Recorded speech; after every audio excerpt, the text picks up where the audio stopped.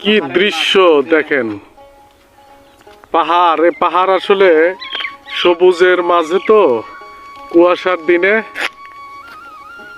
দেখা স্পষ্ট দেখা যাচ্ছে না, কিন্তু খুবই সুন্দর জায়গা। খালি চোখে স্বয়ং এসে দেখতে হবে।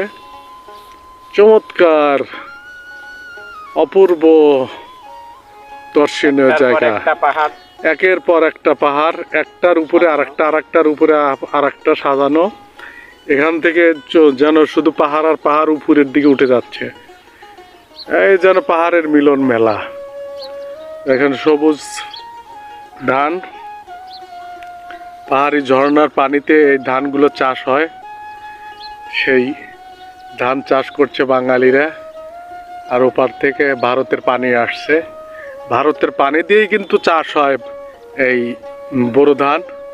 এখানে কিন্তু কোনো সেচ নেই, কোনো ডিজেল মেশিন নেই, বিদ্যুতের সেচও নেই। শুধু পাহাড়ি পানির উপর নির্ভর করে এই ধানগুলো। অথচ আমরা যেভাবে ভারতকে দেখি, ভারতের চারিদিক থেকে আমাদেরকে সহযোগিতা না দিলে আসলে আমরা কোনো কিছুই পাবো না। ভারত চারিদিকেই আমাদের পাশে। ধন্যবাদ।